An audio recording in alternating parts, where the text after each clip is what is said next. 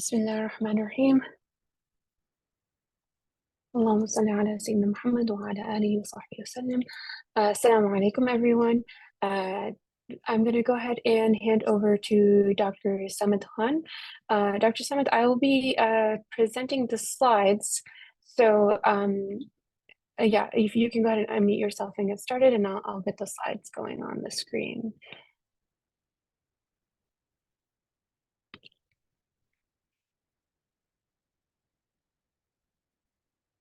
Okay. I hope everyone, can you see my screen? Dr. Samad, I think you are muted.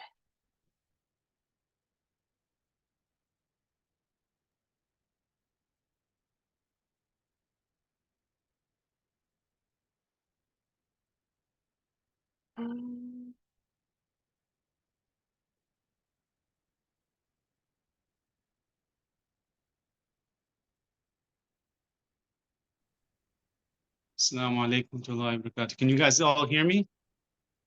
I can hear you now. Walaikum salam wa barakatuh. Okay. Alhamdulillah. Salatu wassalamu alayka ya Rasulullah. Bismillah ar-Rahman ar-Rahim. Jazakallah khair, everybody, for attending this lecture on women's health. Inshallah, my name is Dr. Samad Khan, and I will be one of your guides this year.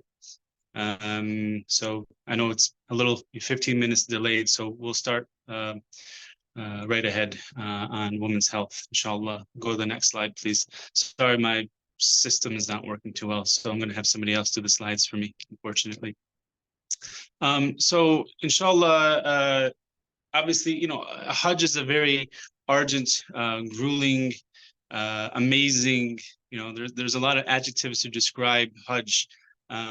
But it's really, really important to just be prepared. And when it comes to health, obviously that's like the most important thing, right? If we're not healthy, if we're not able to complete our Hajj, then, you know, we have to come back for it. So it's really important that we prepare ourselves as much as we can. I'm all about prepare. So before we go, there's a few things that we need to do. I know we're going to specifically talk about like the women's side, but there are some general guidelines as well. I want to kind of get through to you guys as well. So before we go, inshallah, can you guys hear me still? Sorry, it's a little delayed here. Yes, I can hear you.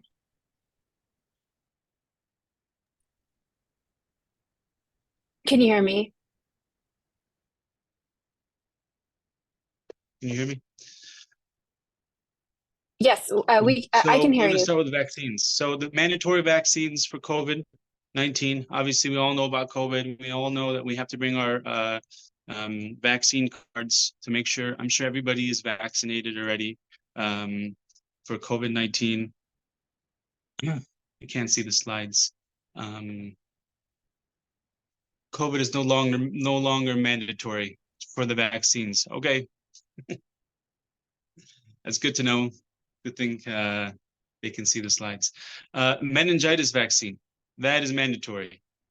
So we have to make sure that we get a meningococcal vaccine. I'm sure you guys have already gotten that or are going to get that. So make sure you talk to your GP regarding the meningococcal vaccine. I recommend getting the seasonal flu vaccine for anybody over 65 or that has any immunocompromised state. Such as like diabetes, cancer. The pneumococcal vaccine is important, as well as potentially hepatitis A and B and tetanus as well. These are all important to do before we go, inshallah. Next slide, please.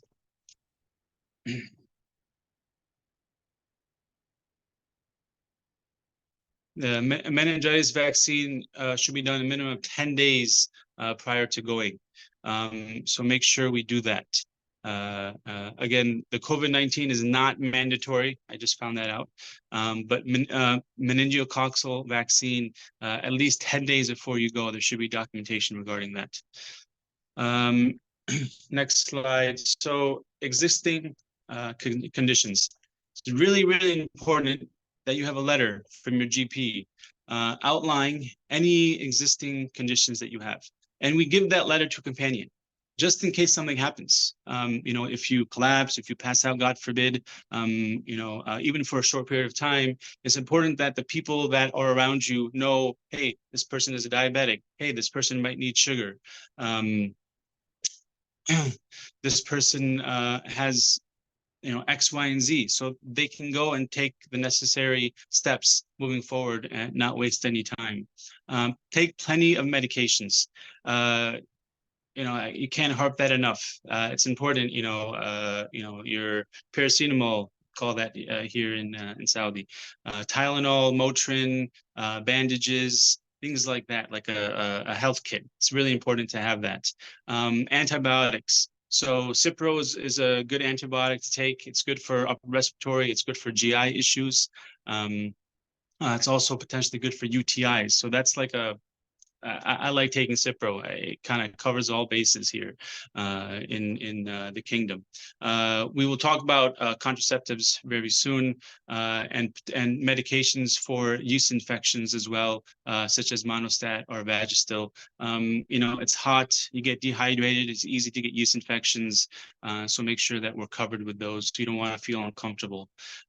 Take repeat scripts, so make sure you have copies of your prescriptions. Keep your medications in a hand carry. It's very important that there's lost luggage, lost baggage. There's thousands and thousands of bags. They all look the same. It's important to make sure we have those medications in our hand carry as well. And then for serious conditions, make sure we have handy your hospital name, doctor's name, and contact information. Next slide, please. We're going to answer questions towards the end here, inshallah. I know people are sending a lot of questions, alhamdulillah. The Hajj cough. All right, so this is a little different than an average URI, upper respiratory infection. Usually URIs, it's like takes a few days. The Hajj cough, it's a sudden onset, right? You have significant fevers, muscle aches, body aches, significant fatigue. This can last up to 2 to 3 weeks. Unfortunately, it's quite debilitating, and a lot of people get it here. Treatments, things that you can do. Kind of expect to feel unwell, right? Some people say, oh, I'm sick for 1 day or 2 days, and they start getting frustrated because they're not feeling as well when they're going through all the things they have to go through. Just expect, I'm not well, it's okay. I need to get through from point A to Z throughout the day. Remember that. Rest is very important. Don't overexert yourself. People, they try to do so many tawafs before they start, actual Hajj, and they get very, very tired. We're going to talk about dehydration in a minute as well. Take Motrin, Tylenol, hydrate yourself.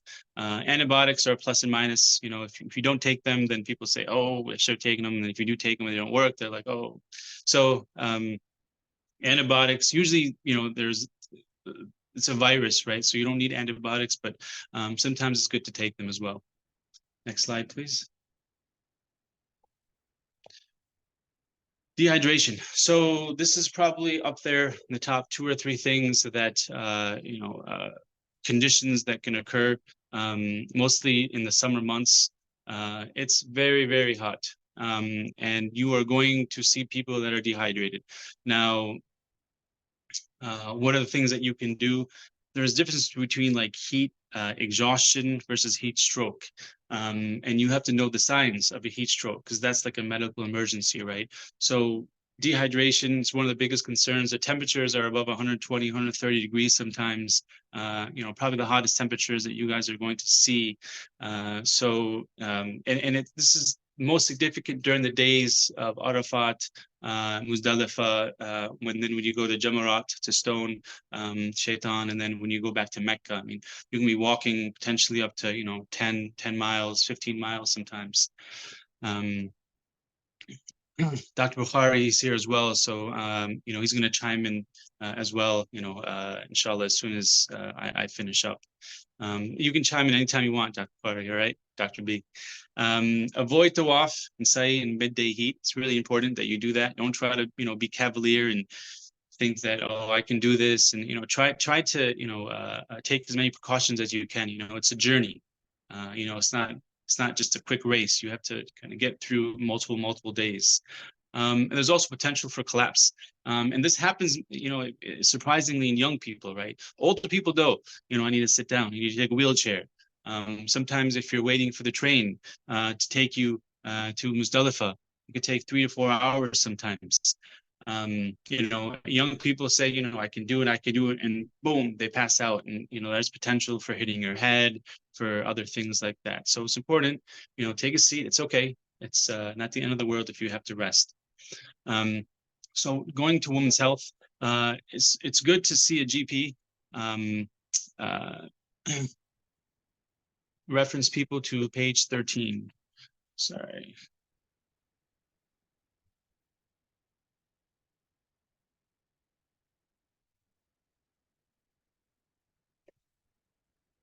Okay, heat exhaustion versus heat stroke.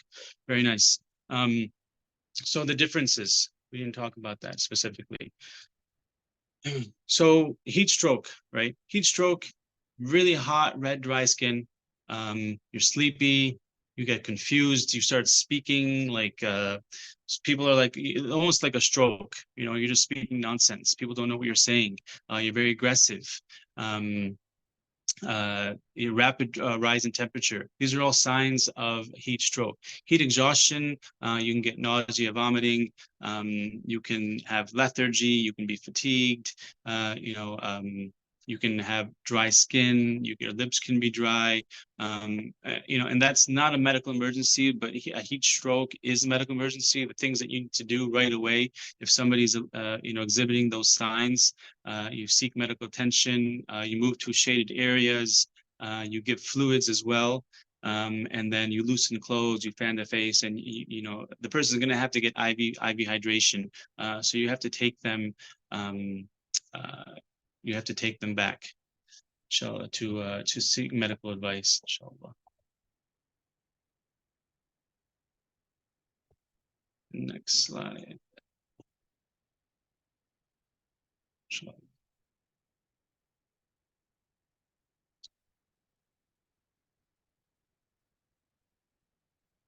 Right.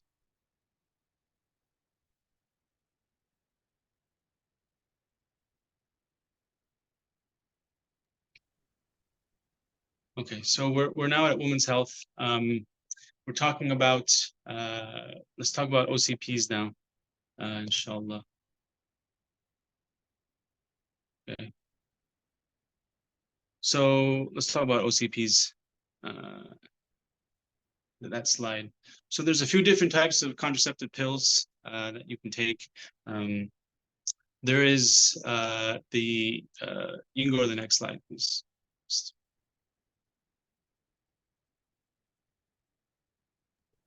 The slide on women's health, right? Is that the one you're? To the option 1, combined OCPs.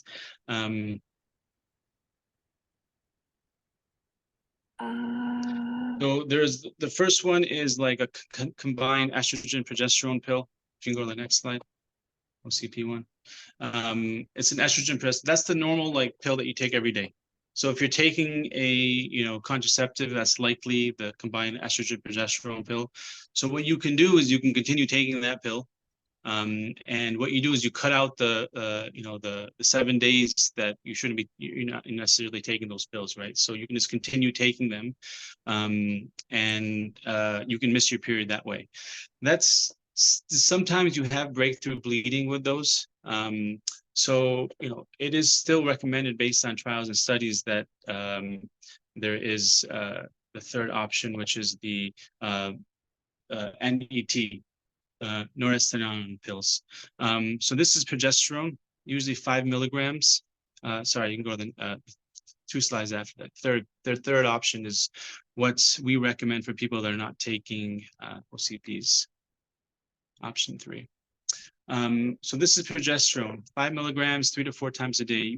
I'll usually give it 3 times a day. It's 3 times a day because it has a short half-life. So don't think, oh, I can just take 2 pills a day and no problem, no worries. No, because it has a short half-life, you can have potential breakthrough bleeding during those times. So you would start that. It's recommended 3 days. I would say 5 days before Hajj to take that. And as soon as you stop taking that, 2 to 3 days later, you should start your cycle again.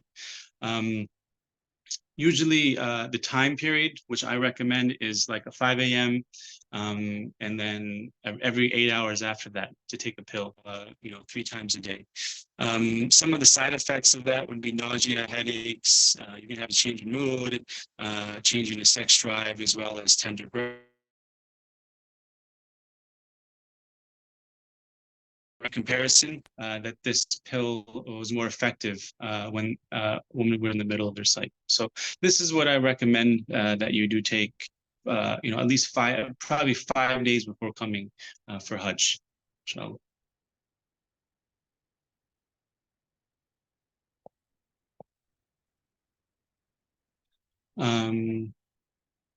Yeah, this is what I was just telling you guys about, and we're going to share this with you guys as well, so you guys can read this up later, inshallah, if you get a chance. I don't want to take too much of your time. The next slide, please. Yeah.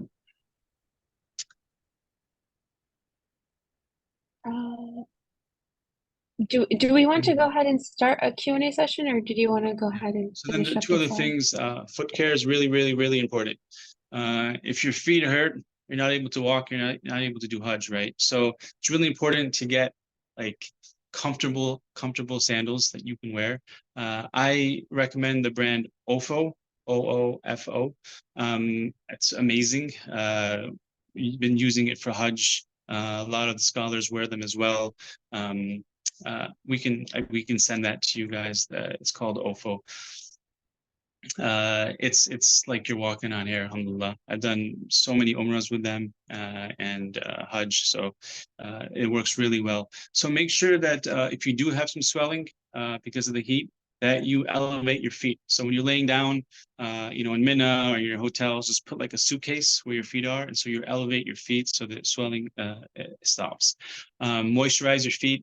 Dryness, cracking, it's going to happen. Walk carefully in the hard floors, it's very, very slippery.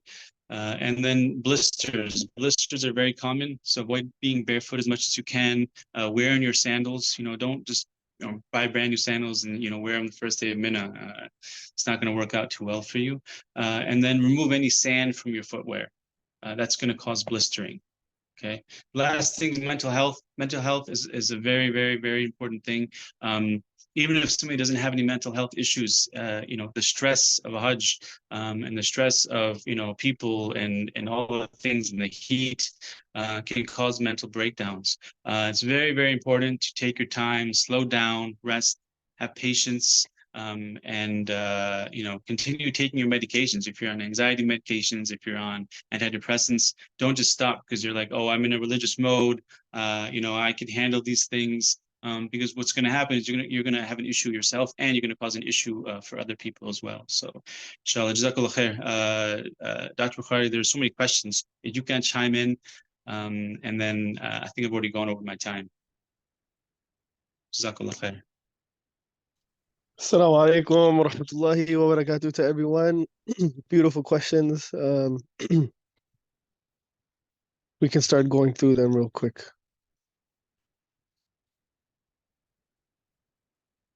What kind of proof is sufficient for vaccine? The printout from the MICR, from the vaccination immunization system in your respective states, that's good enough. Or even a letter from your physician or your hospital, or even a prescription that states that you're up to date with those vaccines will do. Can we wear masks? I'll leave that to Sister Sohair. You can wear masks. You can do whatever you want. You can wear masks. You can do whatever, but there may be a penalty for it.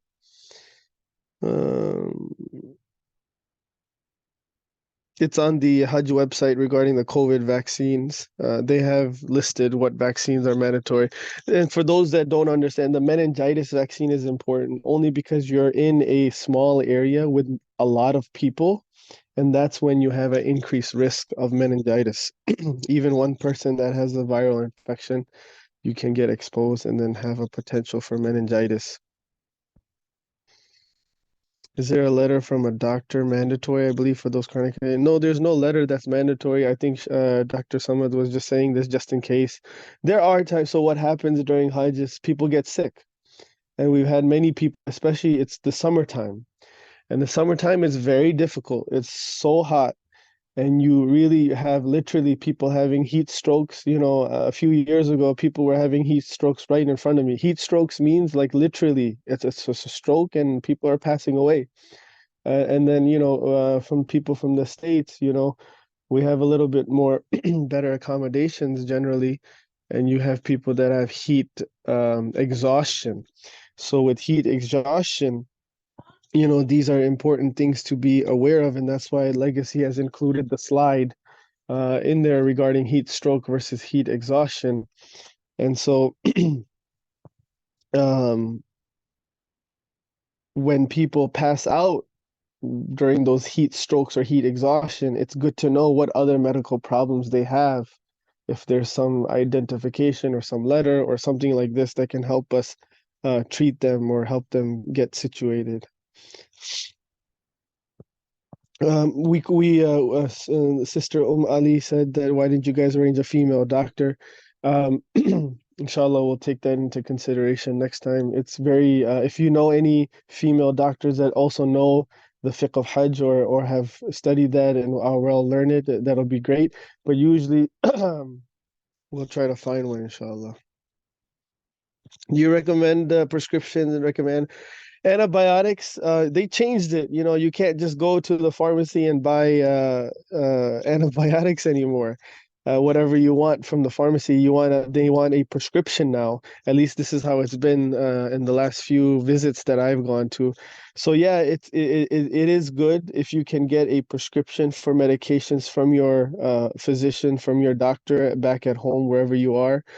What are some type of prescriptions that you would want to take with you? Dr. Samad can chime in too. My advice is like a general antibiotic is good, like amoxicillin or azithromycin or doxycycline. It's also good to have some nausea medication like Zofran. I'm sure we've all heard of Zofran. Sometimes it's good to have Tums if you have heartburn or reflux. Some other medications. If you have, obviously, you should be taking all your medications for your chronic conditions like blood pressure or diabetes or whatnot. It's nice to have some anti-inflammatory medications, emergency or any vitamin C or any hydration or electrolyte type mix. It's good to have that as well. I don't think you need prescriptions for that. But if you have a specific thing that you want to address or issue or medical problem, you can ask us. We can tell you what's the best medicine to get for that. Yeah, so this I'll leave this fiqh question for Sister Sohair about tawaf al-ifada and women having their periods. Dr. Summer, you're so quiet. Is there a maximum number of days can be safely taken with the estrogen pills?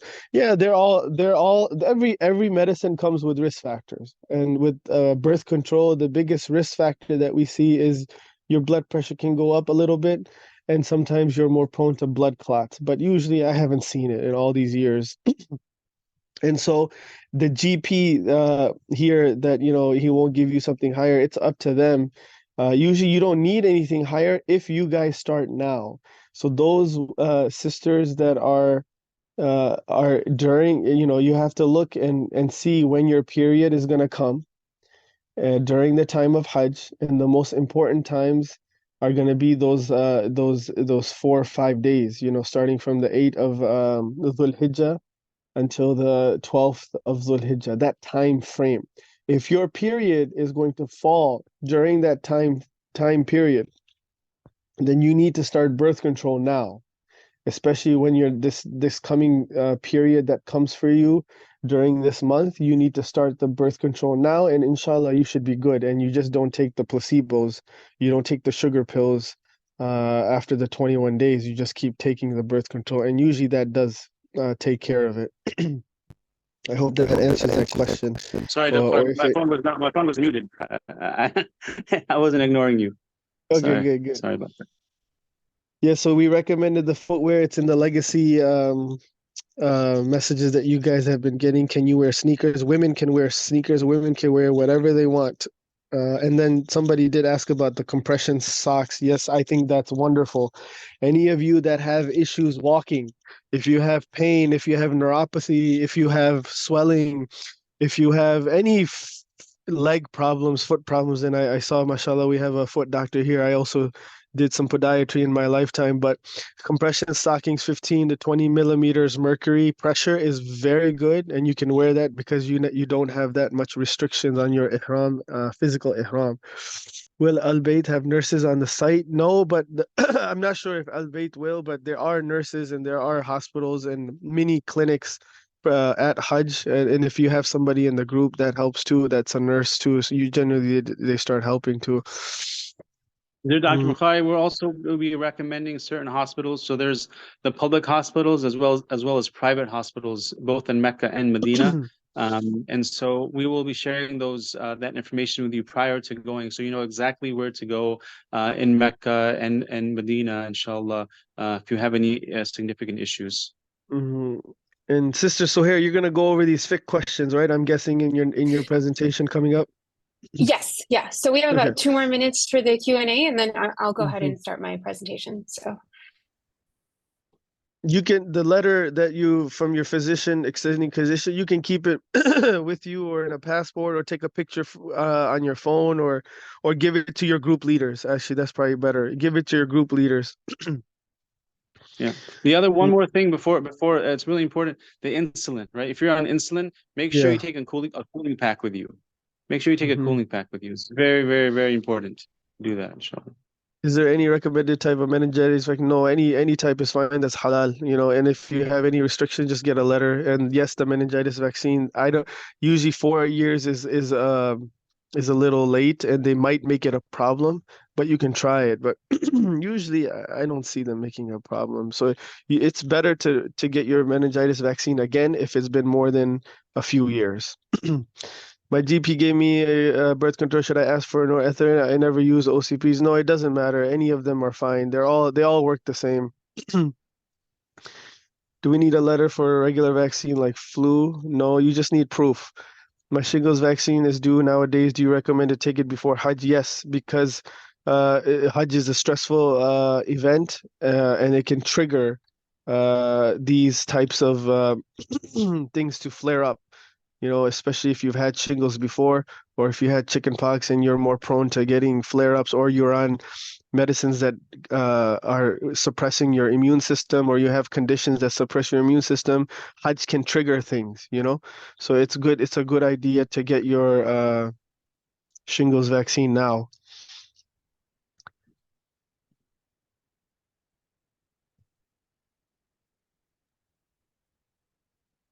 The last What is question, the is it okay to have a period this month and then start taking the birth control right after, so it does not start during Hajj? That is correct. Absolutely. Can you say that again for those who didn't? Is it okay to have a period this month and then start taking the birth control right after, so it does not start during Hajj? Yes. No, yes, but you take it in the second or third day of your period. So when your period comes, so whoever is having their period now and is going to take birth control, you Yes. have to take it in the third or fourth day of your period to be effective. If you take it after, there's a risk of breakthrough bleeding, but that's Breakthrough bleeding. okay. Yeah. So I hope so for those women that are going to have that their period is falling during the days of Hajj, please get on birth control now if that's what you're considering as an option. And you have to start taking it during the period days, not after. It's better to do it during the days of your period now. I might be claustrophobic. This is an issue for all of us.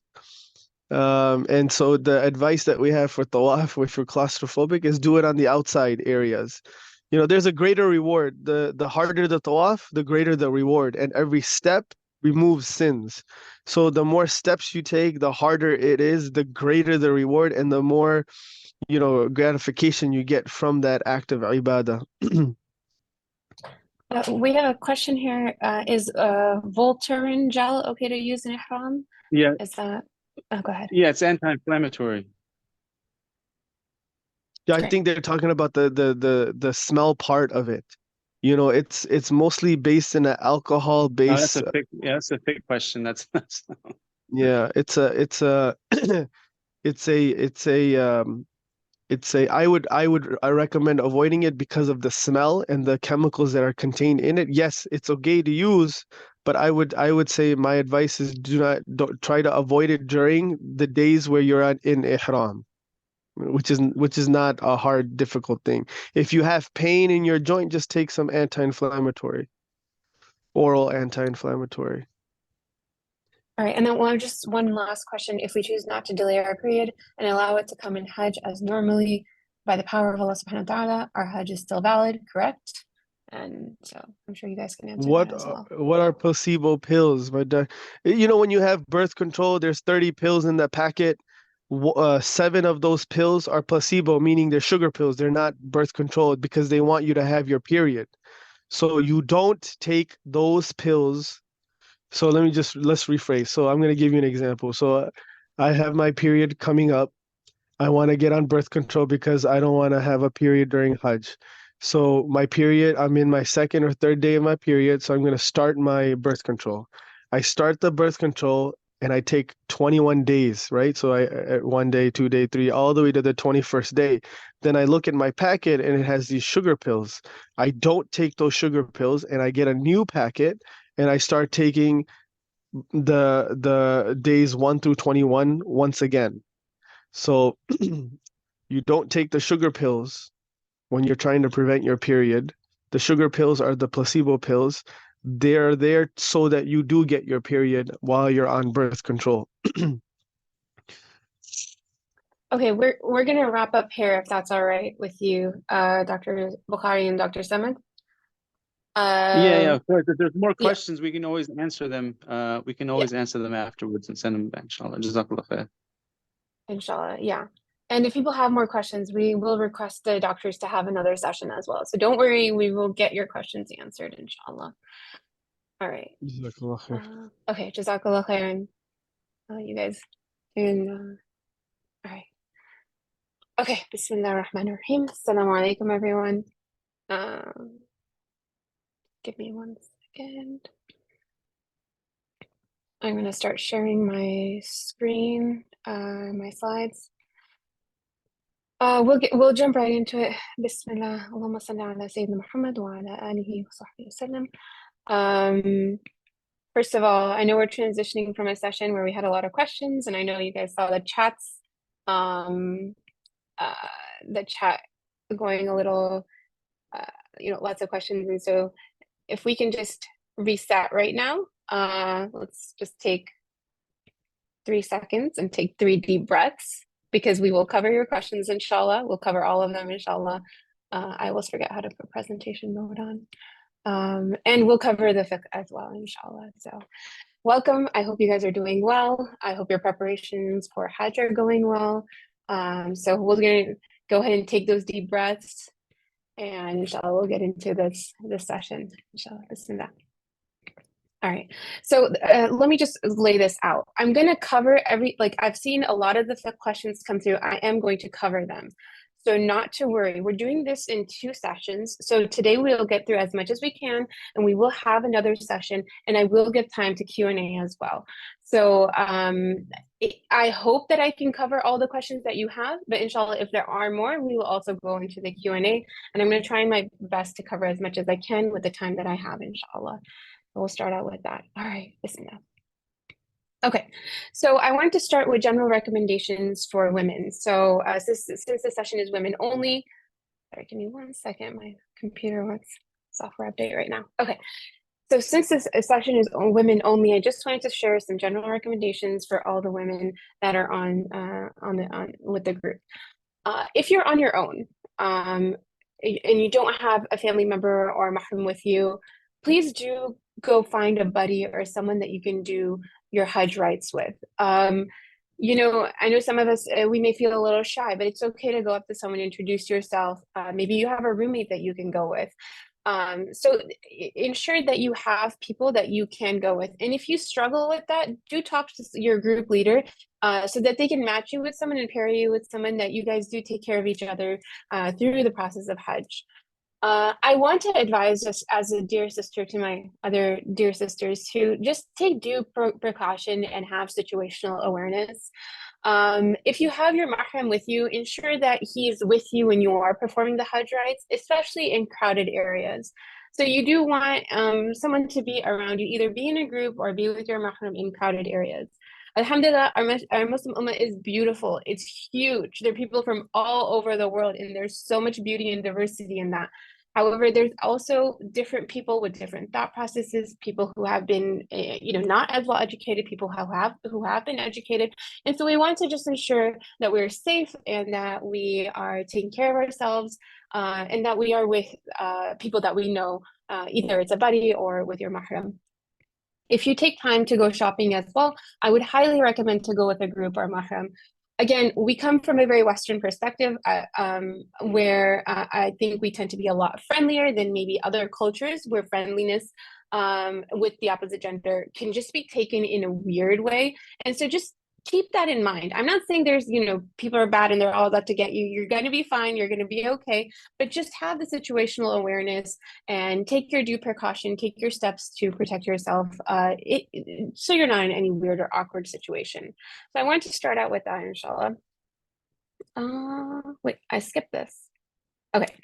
So before we get into the actual fiqh of it, one of the things I wanted to remind myself and everyone here is some of the spiritual recommendations before going to Hajj. So before we even get into the Ihram, before we even, maybe when you're on this flight, or maybe before you leave for your flight for Hajj, to start doing an internal cleansing, an internal accountability. Who is it that I hold grudges against? Who do I feel ill towards? And what is it that I need to do in order to let go of those feelings? Oftentimes when we are hurt by someone, it's hard to forgive when that person hasn't even asked for forgiveness, right? It's very difficult to let go of those things. They kind of eat at you, and you don't want to take that with you to Hajj. So even though it's difficult, and when we talked in our last session about jihad, jihad for women, that Hajj and Umrah is equivalent to jihad for women. We went over that hadith.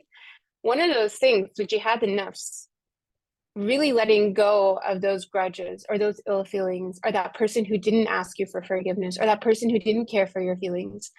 So do an internal accountability. And I want to pair that with having an attitude of gentleness and empathy. Oftentimes, and sometimes we grow up in some cultures or some ways that where we just see everyone as just outright being not kind and not nice and not gentle and not and evil. But in reality, everyone has their own battle. And so when you change that into empathy and gentleness, when you see, I did go, someone hurt me, but maybe there was something there and I want to have empathy for them.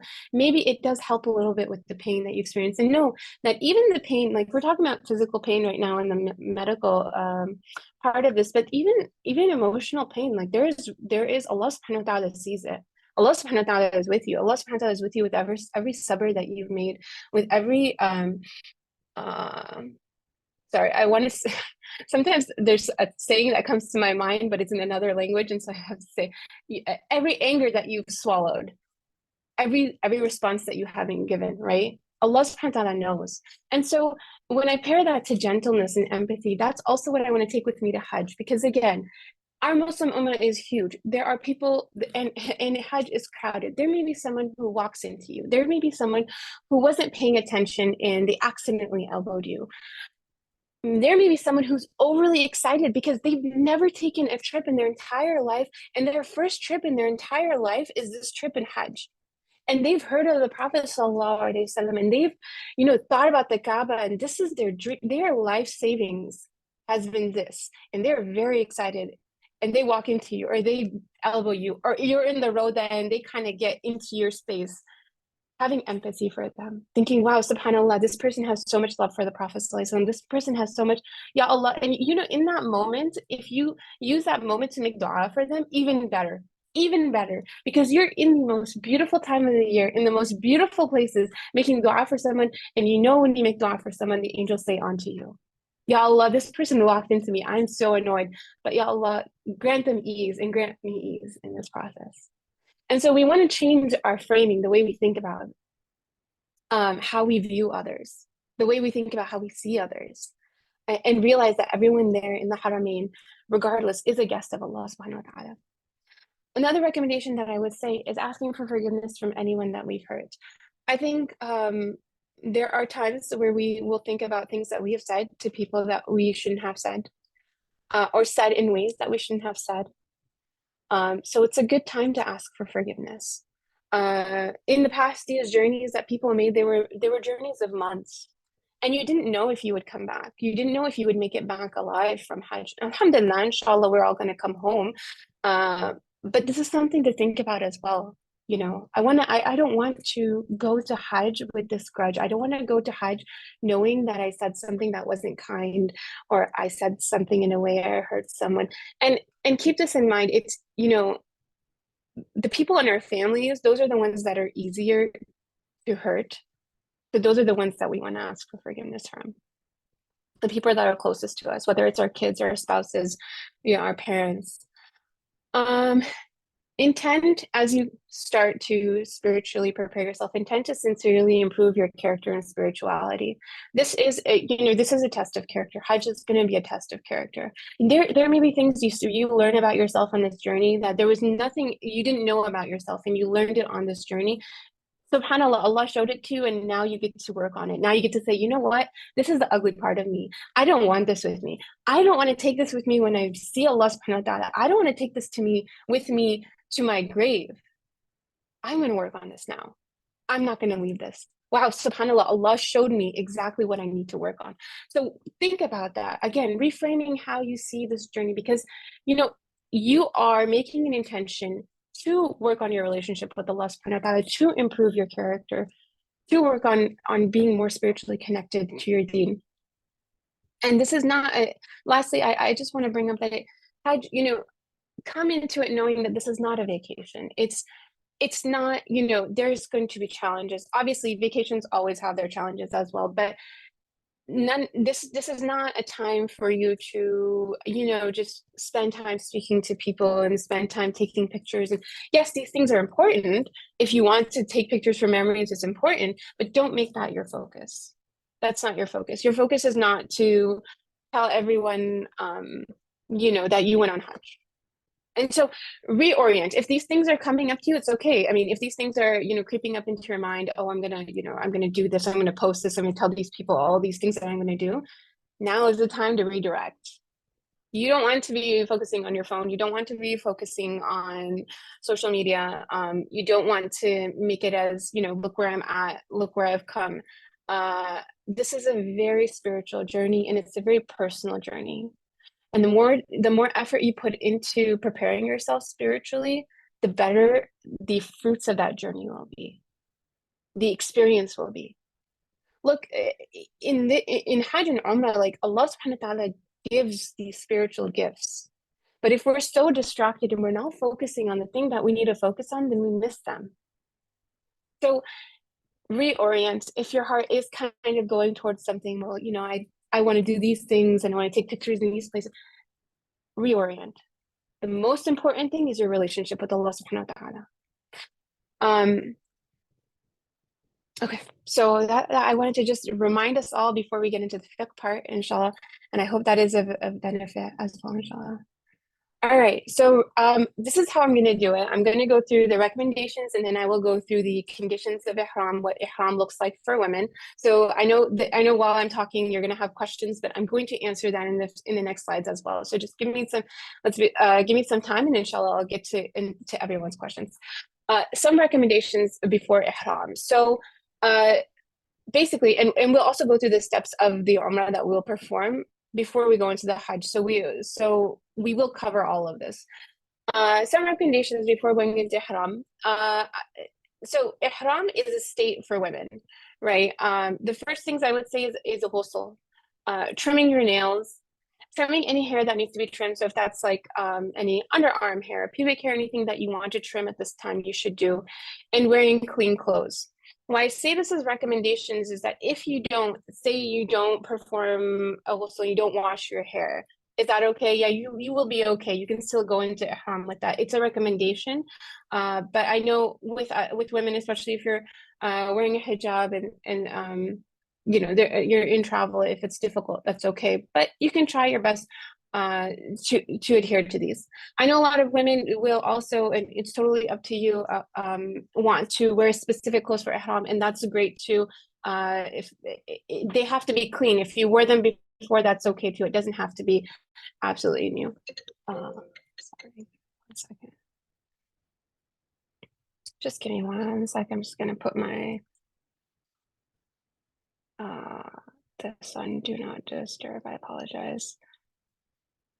Okay, so we'll go back to the slides. All right, ihram for women, perfect. So what is ihram for women? Ihram is the intention for women. It's not tied to clothing. I know we're seeing all the men are wearing 2 white sheets. They have specific rules. For us, alhamdulillah, Allah subhanahu wa ta'ala has given us so much ease in this aspect, alhamdulillah, that you can wear anything in your ihram. The clothes that you wear, it's not tied to, your ihram's not tied to it. So if you changed your clothes, your ihram's not like, your ihram didn't go with the other clothes. Like your ihram stays with you. It's with your intention. It's with your person. You can wear anything that's simple, loose, long. Keep in mind, like Dr. Bukhari, Dr. Samad had mentioned, it's going to be hot. So think about what could be a good material to wear that is loose, that allows some sort of airflow, that is long and simple. It can be any color. You can wear any color you would like. You can change your clothes. So I believe the time that we'll be in ihram will be about 3 days, I believe. Please correct me if I'm wrong, but you can change your clothes in that time. There again, you being in the state of ihram for women is different than just the clothing, the outer clothing, right? So you can change your clothes. You can take a shower. In ihram, for women, everything needs to be covered except the hands, and I'm going to get into the feet. The feet and the face. This is the opinion of the Hanafis. The feet can be covered. There's madhab differences, right? So if you're in a madhab and you follow a madhab where you need to cover your feet, that's great. Cover your feet. If someone else is not covering their feet, they follow a different opinion. That's okay. That's the beauty of our deen, is that there is so much diversity. And so if that's irking you, or if that's upsetting you, maybe that's a time to look into, why is this so upsetting to me? And subhanAllah, one of the things I've learned on this journey of learning is that when I learn something new, I realize how much I didn't know and how humbling that is. And so we want to come into this humble, right? We don't know everything. I mean, I don't know everything. I can't say I know everything. No one in this world knows everything. So for sure, you may have learned a specific madhab, and that's beautiful. It's amazing, but that is specific to your madhab. There are madhab differences. And so if you see that, respect that, right? Please don't tell anyone like, oh, your feet aren't covered, like your Umrah isn't or your Hajj isn't accepted, your worship isn't accepted. Again, when I talked about looking at situations with empathy, please try to look at situations with empathy and gentleness. Okay, so the feet can be covered. So someone is asking about sneakers. Yes, you can wear sneakers. You can wear socks. You can cover your feet. If you follow another method, you don't have to cover your feet. Okay, so someone is also asking about gloves in the chat, and I wanted to cover this as well. Hands can be covered, but only in the Hanafi method. So if you follow another method, your hands cannot be covered. And then if one covers the face, and I know you guys were asking about masks. So if you're covering your face with the mask, there is a penalty. There is on the chat, we had discussed what that penalty is. I believe it's about feeding, either fasting for 3 days, feeding 6 people, poor people, or a dumb. When I say dumb, that means like a sacrifice of a sheep or an animal. So, and you can pick to do that. And that's not for like, oh, I only, every single day. It's for the entirety of you wearing the mask. So if you wore the mask on one day and you didn't wear it the other day, you would still feed the 6 poor people or so on and so forth. If you wore the mask the entire time, it's still, that's what we're gonna do. Okay, so if a woman wears niqab, the option is if she wants to keep her face covered, or if you don't wear niqab and you just want to keep your face covered, you can wear like a, I don't know if you guys have seen it, but sometimes people will wear like a visor and then they'll have like a veil over the visor or a veil right here. They're not completely covering your face like this, but something that's veiling you if you feel comfortable with that, and that's what you want. All right. Okay, so 3 topics that I just wanted to go over because this does come up a lot. So jewelry. Yes, you can wear jewelry. It's the thing is, again, we don't want to, you don't want to bring something that you're there to show everyone, right? So when someone asks me like, oh, can I wear earrings? If you're wearing earrings and you're covered up, it's fine. Would I recommend you having dangly earrings? I would not recommend that. So if it's something like, I wear a necklace all the time. It's hair, it's under my hijab, no one can see it, I can leave it on. If you wear a ring, if you wear bracelets all the time, that's fine, you can leave it. Are you going to go put on all your jewelry and wear it to Hajj? No, please don't do that. So again, simplicity is best, but it's something, you can wear your wedding ring, or you wear something that you wear all the time, or it's something that's simple, or it's something, you always have this bracelet on. Cool, that's totally fine, you can leave that on. I want to cover makeup. So with makeup, again, simplicity is best. The 2 questions that come up with makeup is the water permeability, so the ability for you to make to make wudu, right? And the other question that comes up is scent. So if you're using a product in which you are able to make wudu and it's very light coverage and you're able to and there's no scent associated with it, it's like a tinted sunscreen or something very basic, that's okay. I know, we may have certain, feel certain subconscious, subconscious about certain things. And I totally understand, like if you are used to wearing makeup, it may be a little different to not wear makeup, but try and be as simple as you can. If there's certain things that you just absolutely, you want to cover something and it's not going to affect your wudu, it's not scented, it's not going to cause attention, that's okay. I'm not saying wear makeup. I'm saying that if there's something like a concealer or something that's a tinted sunscreen or something that helps with a little bit of coverage, there's no issue with it, as long as, again, your wudu, you can make wudu with it and it goes to your skin, and then that is not scented. So those are 2 things I would bring up. Simplicity is best, like I said. If you are someone who wears like fake nails, I'm sure you will take those off for Hajj. But here's the thing that I've been seeing come up is that sometimes if you have like an adhesive or a nail glue, because it's not like a color, sometimes it's hard to see. So just be very cautious about that. So make sure that if you have taken off any fake nails, that you completely took off any of the glue or adhesive, so it's not covering your nail for when you make wudu. I had a case like this, and it, you don't want to see that in Hajj or in the middle of Hajj and have this, crisis that, oh my gosh, like I made all this ibadah, but I don't know if my wudu was accepted. So please just be very careful with that. Nail polish. So I'm sure, I would recommend don't wear nail polish. Obviously, keep your nails as simple as you can. With nail polish, I know there's the advent of the halal nail polish. These are things that bring attention.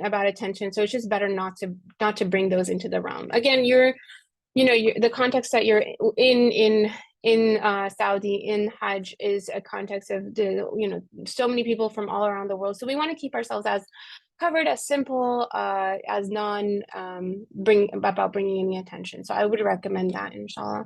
I hope that covers those questions. All right, so what is entering ihram? Okay, so basically you are making the intention either at the miqat, which is the boundary of the haram, or before you get into the miqat. So this may look different for different people, and I would recommend you speak to your guide about what exactly, like when exactly you're entering the haram or the miqat, that boundary. Miqat is the boundary of the haram. So you want to have the intention for the ihram at that boundary or before. So say you had a 2 hour flight, you could make that, like in home was 2 hours away. You can make that intention and get on the flight and have the intention of ihram. You would perform the two rakah nafil, so for ihram, and this is not performed if you're menstruating. So we're going to go over what you can do and what you can't do if you're on your period. So basically all you would be doing if you are on your period is making the intention either before the miqat or at the miqat, and then if you're not on your period you would make that two rakah nafil. Here are the rules of ihram. So now you're in ihram. So, you made your intention. If you weren't on your period, you prayed your two rakah nafil, and now you're in ihram. Okay, what can you not do in ihram? So, any sexual relations or discussion or intention of sexual relation, lust or whatnot, that would be forbidden in ihram. Cutting your hair, cutting your nails. We've talked a lot about perfume and scented products. I'm sure you've heard it over and over again, but any perfume or scented products. Covering the face, so we talked about that as well. And then because that has a penalty associated to it, I did leave it in here. And then killing game or hunting. I am sure no one here is, well, I don't know actually. Maybe someone could surprise me and be a hunter. But yeah, so even the intention, so like back in the day, someone saw, oh, there's I don't know, a deer right there, and I'm in ihram, I'm not going to make the intention to shoot the deer to have it for dinner. So we wouldn't be hunting, which again, if you guys, I'm sure you guys aren't going to be hunting. Do let me know if you were planning. No, I'm just kidding. All right, so if one makes a mistake or you forget, it's okay. So oftentimes people get very flustered. Oh, I accidentally, I went to the hotel and I washed my hands with scented product. It's okay. You're still in ihram. Like it's not all over, you're gonna be okay. Like you're still in ihram, your ihram's not broken. You can just pay sadaqah if you'd like, but if it was a mistake or you forgot, it's okay. The other aspect I would add to this is just on a spiritual level, just having general respect of being in ihram and having, patience, avoiding backbiting, avoiding getting angry, avoiding bad language. Just know that you are you're in a sanctified position. You don't want to do anything or hurt anyone or, say something that you shouldn't have said. Sorry, just give me 1 second. All right, so I hope that makes sense. These would be the rules of ihram. All right. Okay, so what does exiting ihram look like? And I'll go through these steps of Umrah after this. So I'm just letting you know what the exiting of ihram is. For women, the exiting would be so after you've completed your Umrah, this is after you're exiting. And you've done all the rites for the Umrah, you would cut a lock of hair. Now, there are opinion differences in madahib about how much you would. As the Hanafis, we would say like this much and about this much. Okay, so it's not a lot. It's a lock of hair. It's a little bit. The shaving the hair is only for men. Obviously, don't shave your hair. But that would be basically it. And so there are differences in madahib, and if you have a specific madhab, I can speak to the Hanafis, but if you have a madhab that you follow, you can also ask the other guides that follow that madhab if they can go ahead and go over how much exactly needs to be cut. All right. Okay. So here are the steps of Umrah. It's very simple. It's very easy, inshallah, and inshallah, you should be able to do it with ease. All right, so the first thing we talked about was the intention for ihram, which is the niyyah. And that would either happen before passing the miqat or at the miqat. And then when you get to the Kaaba, you will make tawaf. One tawaf is 7 rounds. So you would make 7 rounds around the Kaaba, starting at the corner of the black stone. Now, when you get to the Haram, you will see a little green light above where the starting is, where the black stone is. But also, you see a lot of people say Bismillah, Allahu Akbar, so you know that that's where they are starting their first tawaf. Tawaf can be, it's there are a lot of people obviously at the time of Hajj in and around the Kaaba. So I would recommend this to keep count is to, those clicker counters, if you have one of those, or some of the tasbeehs also have like a counter. If you have a counter or something that you can help keep count how many times you've gone around, just with everyone there, it can sometimes you can lose count. It happens. So that I would recommend that. And so you would do that 7 times. After that, you would you would pray 2 rak'ah nafil. And again, if you're on your period, you would not pray. You're not going to pray the 2 rak'ah nafil. And I'll go over the tawaf if you are on your period, what that looks like as well. So we'll get there. All right, so then you would get to sa'i, and then you'd start sa'i from Safa to Marwa, and then Marwa back to Safa 7 times. So one route from Safa to Marwa is 1 time. So it's not you went to Safa to Marwa and Marwa to Safa. That's not 1. So Safa to Marwa is 1, Marwa to Safa is 2, and then so on and so forth. So you start at Safa, but you end at Marwa. Like you would end all 7 at Marwa. So don't do it's not a lap, right? It's a one way. So one way counts as 1 as well. And then after that, to get out of the ihram, you would cut the hair. So, and it's funny because you'll see, actually when I was there in Umrah earlier this year too, you'll see like women standing there at Marwa ready to cut hair. So it's actually quite amusing. They have their scissors out and they're just kind of, doing this with their scissors, and they're waiting for people to cut their hair. Okay, so all right, so that covers the Umrah part and the Ihram part. The next part I want to go into is the part about menstrual cycles. So what I'd like to do, and I request you be patient with me, is I want to teach everyone here exactly what the menstrual cycle looks like. I speak from the Hanafi's perspective, but if you have questions for the madhab that you follow, please do ask the person, that guide who, or a sheikh who follows that. But the reason I'm doing this is because there are categorizations of bleeding, right? There is a categorization of menstrual bleeding, but there are a lot of women who have menstrual bleeding that is outside of the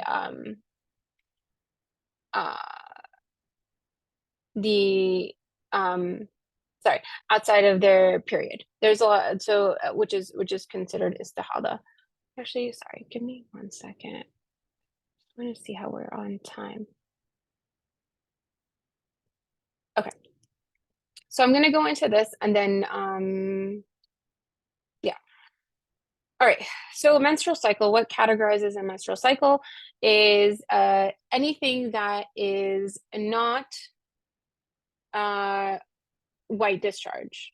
So if you have white discharge, that discharge is clean, it's considered pure, but anything that's red, brown, black, or yellow, during the days of your menstrual cycle, expected menstrual cycle is your menstrual cycle. So if that, if you know that your average days in between is like, your cycle is 25 days and you're expecting your cycle and you have blood at that time, that is considered your cycle.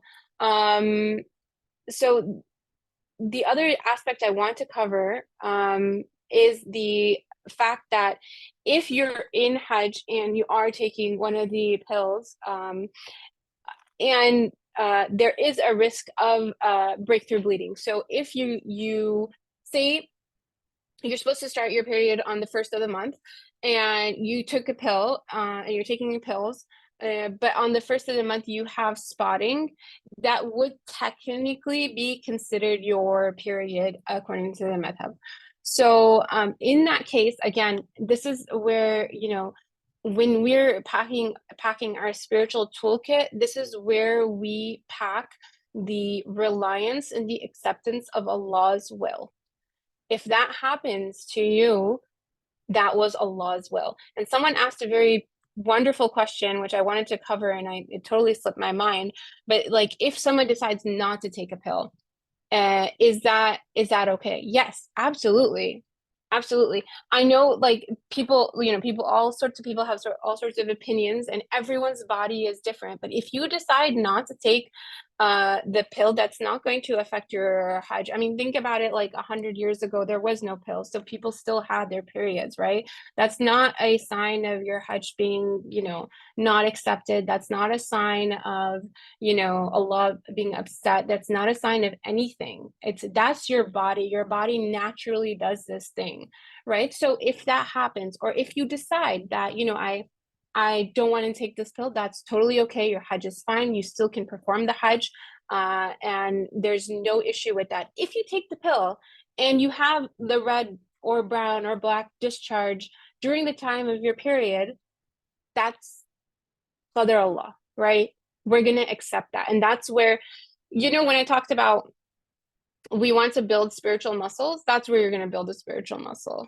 That's where you're going to say, oh, this is one thing that I've struggled with, relying on what Allah has willed for me and not what I want. So this is where I'm going to say, you know what? That's exactly what Allah has willed for me. And alhamdulillah for that. And for a mu'minah, everything is clear. Everything is clear. Okay, so I have some details here, and I have about 15 minutes, so I'm trying to see. Okay, so the most important thing I would say here is that the maximum and the minimum days, this is defined by the Hanafi madhab, the minimum days of your period is 3 days and the maximum is 10.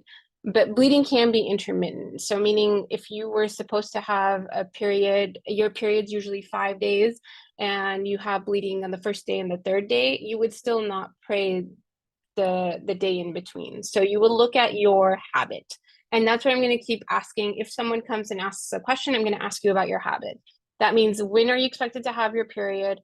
And so that's very important to know. And then the other part I want to cover is that the minimum time between the two periods is 15 days. So say you have your period in 7 days, and then you have you start bleeding on the 3 days after your period, or 10 days after your period ended. It's not 15 days, so that's not considered your period. The reason I bring this up is because if you're bleeding and you're in those 15 days, it's not a menstrual cycle. It would be considered istihada. And in that case, you can still pray. You can still continue praying, and if you may, the reason I'm teaching everyone here is so we can understand what are the different types of bleeding that people can have, and so that we have an idea of how to approach all this. All right, so that's what I wanted to cover on this slide. Okay, so this is a question everyone keeps asking. What can you do on your cycle during Hajj? For the purpose of a Hajj, Legacy Institute, the scholars at Legacy Institute, we take the opinion that women can engage in all sorts of worship except praying and fasting. All right, so what does that mean? During the time of the salah, a woman can spend time in dua within or outside the haramain. What I would recommend is, if everyone is praying, you can sit down and make dua. Obviously, if what I wouldn't recommend is especially in Masjid al-Nabawi, because it gets full so fast, to just stay on the outskirts so that people have place to pray, but you can still make dua at that time. You can still spend time in worship, even though your worship doesn't look like salah. And like I have mentioned before, just keep in mind that not worshiping Allah subhanahu wa ta'ala at the time that you have your period is worship. It's not, you're not just skipping your salah because it's so much fun. You're doing it because that's what you've been asked to do, right? That's your commandment from Allah subhanahu wa ta'ala. That's the commandment for us. All right. There are varying opinions about women reciting the Quran on their periods. And if someone's uncomfortable, that's totally fine. If someone is comfortable, that's totally fine too. So if a woman is on her cycle, we are taking the opinion that if she would like to recite, she can use a tablet or phone or only touch the mushaf with a barrier. Again, if you don't believe, if you have a different understanding and you're very much gung-ho on that understanding, that is great and that's for you. But if someone else is doing something, that's not a time to tell them, what you think or what you feel they should be doing. So just keep that in mind. You can enter the roda and make dua. And then you can continue making dhikr. And as you're getting ready for Hajj, please continue make a habit of making dhikr. There are adhkar that you can make in the mornings, in the evenings. There are so many adhkar booklets that are out there. So maybe something you can implement in a daily routine and something that you can implement afterwards as well. And then lastly, I would recommend Salawat. Dalal al-Khairat is a beautiful book of Salawat that I would recommend if anyone's interested in reciting Salawat, especially when you're in Medina, but anywhere you'd like. All right, I'm gonna look at this one. Okay, so this is the last slide, and then I'm gonna go into Q&A. We will cover a little bit more in our other fiqh session, inshallah, but I hope this kind of brings together everything we were looking for. So someone is asking about tawaf ifada. So if you are on your menstrual cycle and you make tawaf on your menstrual cycle, you would have to pay a dam, which is sacrifice of a sheep. And that cost would be calculated with the Legacy Institute team. So I would refer to the admin in terms of understanding what the cost of that is. I hope that covers most of what we had gone over. Just give me 1 second. I just want to, okay. So next time what we'll do is we'll go over what the chronic vaginal bleeding looks like, istihada, and then some aspects of incontinence. I know some people deal with, especially if you've given birth before, having incontinence, or there are people who also deal with, unexpected gas. And so we'll go over those masail as well. And then we'll also give you guys more time to ask questions. So I hope that wasn't too fast. I'm going to go through your questions now. So Bismillah. Okay.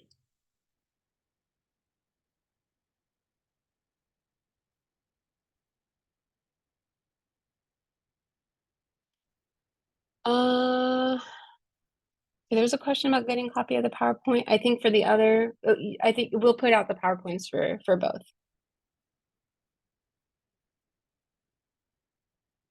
Okay, so yes, that was the question that you had. I heard it mentioned, but I did not hear an answer offered. If we choose not to delay our period and allow it to come in Hajj as normally by the power of Allah subhanahu wa ta'ala, our Hajj is still valid. Yes, your Hajj is still valid, correct. Assalamu alaikum. Alaikum salam. Okay, I think there's just some questions about the medical conditions.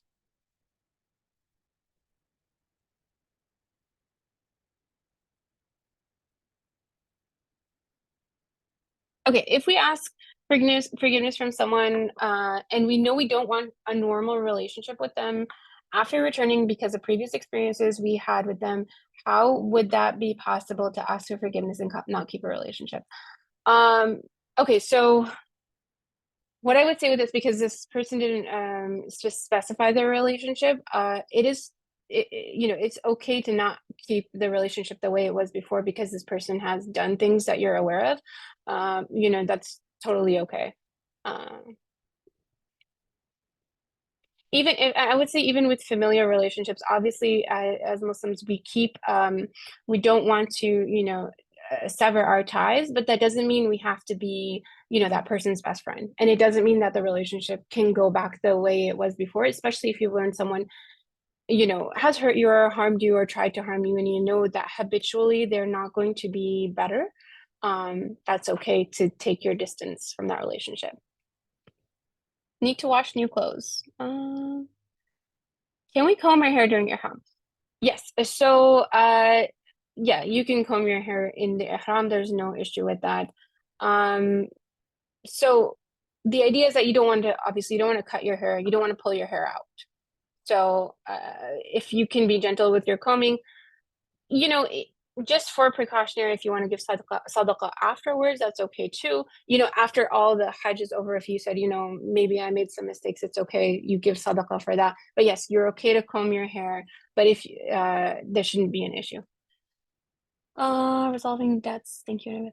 Oh, that's a good question. Can you review preconditions to Hajj resolving debts? You know, I would. Let's go over this in the next session, inshallah, because we will get into Hajj as well. Can we take showers during your Ihram and change clothes? Yes, you can change clothes, and you can shower during your Ihram. All right, for the mask question, I also want to bring up that for the dam that you have to pay, or the 6 for needy people that you need to feed, or the fast that you have to do, it would be separate for Umrah and separate for Hajj. So if you wear your mask during Umrah, you would do that for the Umrah, and then if you did it for the Hajj, you would do it for Hajj as well. But you know, I definitely like believe in a mask. I get sick very quickly, so I will be wearing a mask. So there's no harm in that, but yeah, you would have to do that separately for the Umrah and separately for the Hajj. Visor, yeah, and the thing I was talking about is called a visor. Yeah, okay. What about hair color? If you have color in your hair, there's no problem with that. Don't color your hair during Ihram. I probably wouldn't recommend that as an activity to do in the Ihram or during Hajj. I'd say if you want to color your hair, please do it before or after Hajj, just, you know, for the sake of, you know, being in a place for something different than that. Are waterproof sunscreens okay in Ihram? Okay, so waterproof. So there's two things, right? And I would look to more research about this. What does waterproof look like? What does water resistant look like? Obviously, if it's scentless, that's fine, but you want the water to be able to touch your face when you make wudu. So if you want to just look into, can the water touch your face, or your wudu is going through, and be able to answer that. Is toothpaste good to use in Ihram? Yeah, toothpaste should be fine. Do we need to cut a lock of hair from 3 parts of the head for the Hanafis? No, you just can do 1 lock of hair, or there are people who will do, like, what you do is you could either do put your hair in 2 braids or 1 braid and just get the bottom. That's also counts. You could do a lock, but yeah, that, I think that should be fine. After tawaf, you pray two rakah and then go to Umrah. Yes, yeah. So after the tawaf, you would pray the 2 rakah and nafil after the tawaf, and then you would go to Safa and Marwa. Yes. But if you're on your cycle, you would not pray that.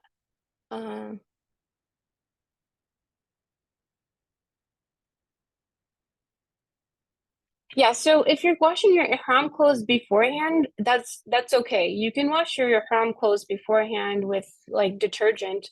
It's not that's not an issue. When we talk about the scent, we're talking about the scent in the ihram, right? So say you know, your flight is 2 hours away and you are getting on the flight,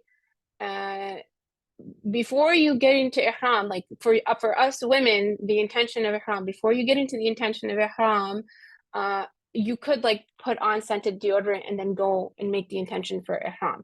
But once you're in ihram, when you're in ihram, then you don't use scented products. So if you need to wash the clothes that you're going to wear for ihram, totally fine.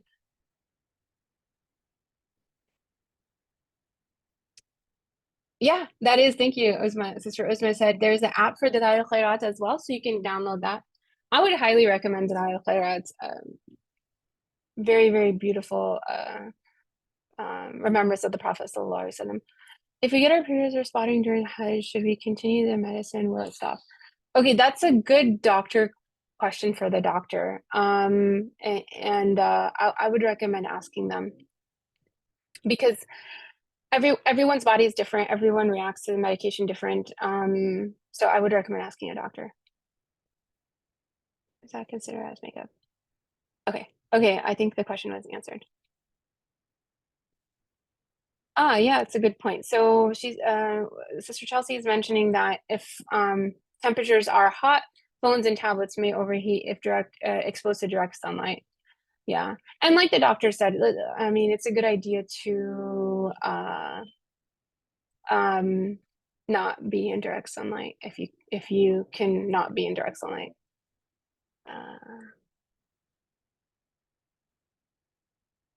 Can you enter Ihram during ongoing? Yes, you can enter your Ihram if you're still in your period. Yes, you can look in the mirror when you're in Ihram. Assalamu alaikum, I can never tolerate Ihram and make me sick if I get in Hajj or the end of Hajj. Okay, yeah, so I'm gonna send out the PowerPoint again so you can review that because I think you did join late. So first of all, I totally understand everyone's bodies tolerate hormones differently. If your body, and everyone has had different experiences, everyone has different conditions. So that's okay. So I'll send out the PowerPoint. You can also ask questions in the next one.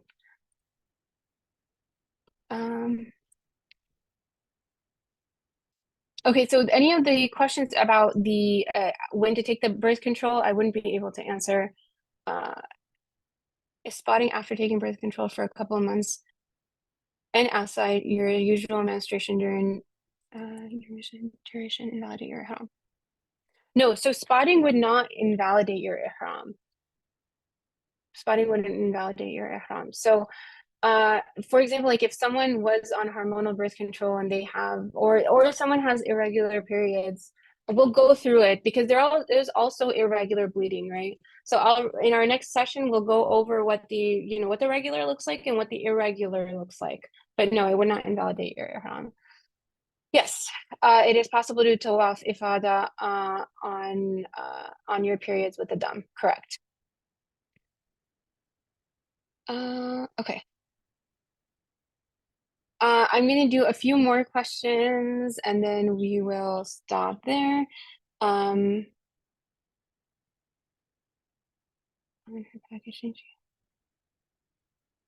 Yeah, so if you're on your period and you're going to do tawaf ifada, and okay, so the question is, and she has to leave Saudi Arabia based on the package, can she do tawaf ifada? Yes, you can do the tawaf. You would give the sacrifice. That's totally fine. So what if you're taking the period medication the medication to delay your periods and you still get your period, the condition for what you can do would still be the same thing as if you have your period without the medication. So meaning that you would still, okay, so I was, supposed to start my period and the first day I spotted and I was still taking the medication, I'm still not going to pray, I'm still not going to fast. I can still perform the tawaf with them.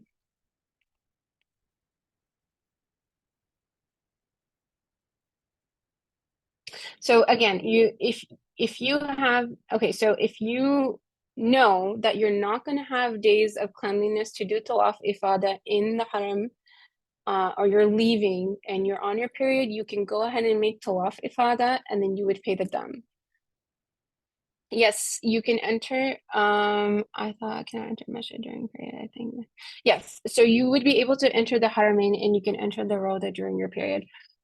These are the opinions of scholars, and so it's not something that I'm just coming up with. This is something that our scholarship team sat with, and we have decided that these are the opinions that we're going to take for Legacy Institute. If you don't feel comfortable with something, that's okay too. So if you're gonna have clean days and you decide, I'm gonna enter the roda on my clean days, that's okay too. There's no harm in that. If you're not gonna have the clean days and you want to enter the roda, you can do that. What if we are not wearing a mask, but we occasionally cover our mouth and nose with a scarf? That's a good question. Let me get back to you on that one. I think when you say occasionally, the question would be, is it like a continuous time, or is it just that you covered it when you were going through a group of people and then it's uncovered? I think we need more clarification on that too. And do Cow or camel, is that true?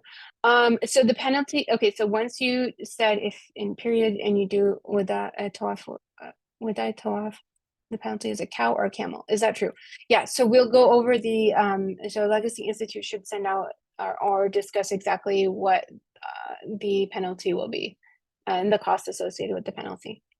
Okay, I am going to end off there. I hope I quelled some of your questions. I hope that was helpful, inshallah. 1 second. Okay, so we'll stop there. All right. Again, I know that there were a lot of questions. I know that you asking your questions and then other people asking their questions can be a little overwhelming. I want to remind everyone here that we are all going to be okay. It's going to be, inshallah, a wonderful experience for all of us. We're going to have our challenges, and those challenges are okay. Those challenges will grow us to understand and learn about ourselves, but also grow us on the path to Allah subhanahu wa ta'ala. And I just want to remind everyone of that, and that inshallah, our next session, we will go through the rest of the fiqh portion of this. We'll answer more questions if you have more questions, and then we will end off there. Inshallah, we're going to go ahead and make dua. Bismillah ar-Rahman ar-Rahim. Alhamdulillahi Rabbil Alameen, ar-Rahman ar-Rahim, Maliki Yawmiddin. إياك نعبد وإياك نستعين اهدنا الصراط المستقيم صراط الذين أنعمت عليهم غير المغضوب عليهم ولا الضالين. Ameen. Ameen. May Allah accept your beautiful intentions. May Allah make it easy for you as you continue to prepare spiritually and physically and emotionally and mentally for this journey of Hajj. And inshallah, I will see you guys at the next session. Jazakumullah khairan. And I'm going to end here. Assalamu alaikum.